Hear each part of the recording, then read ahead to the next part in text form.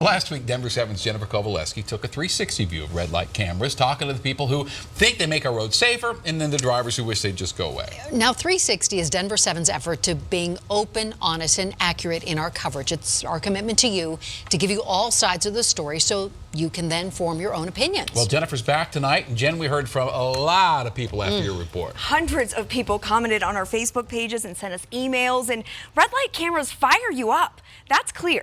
Now, obviously, we don't want to encourage destroying these cameras. But Colorado, we've been listening to you, and wow, what a response.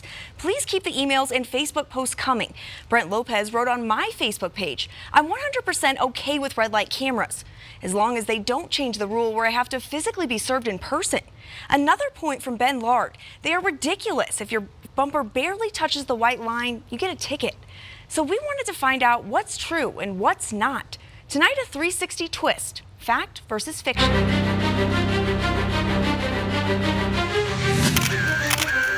The moment you see the flash, whether it's from a red light camera or those speed radar vans, we all know what's coming next.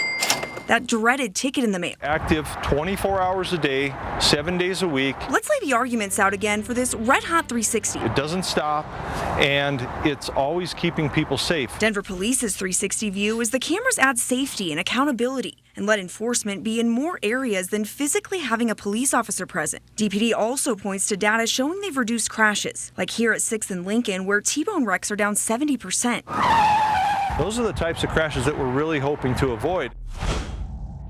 Big brother watching. Everyday drivers and some lawmakers have a different 360 perspective, arguing a law enforcement robot shouldn't dictate tickets and fines. I don't think it's fair, but I guess they have to catch us criminals some way, right?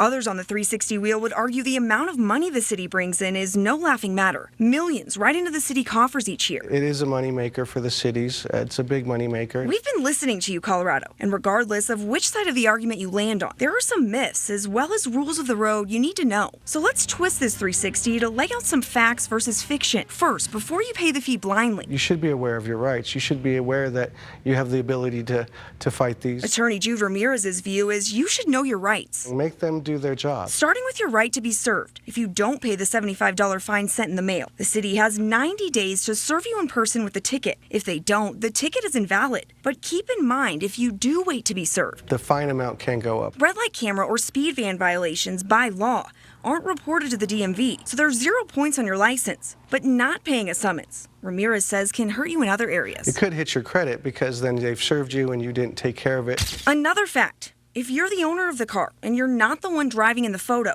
you can get out of the ticket, but it's on you to prove it. They can't require you to tell who was driving the vehicle. Simply, they can only require that you show it wasn't you. Also keep your eye out for those signs alerting you to a photo radar van or red light camera. The law says these signs have to be visible.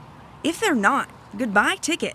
But again, it's on you to do the homework. Show them documentation and be able to say, I took a picture on this day, there wasn't a sign. Now this one fired up a lot of you. Let's talk about the crosswalk, fact versus fiction. You need to be aware of the white line. This one is true. State law says you have to stop behind the white line if your front tires stop on the crosswalk. Denver's red light cameras are going to take your picture and send you a smaller fine in the mail. This one's around $40. Both tires over the white line, and you're getting a ticket for the full amount of running a red light. It isn't your bumper, it's your tires, your wheels.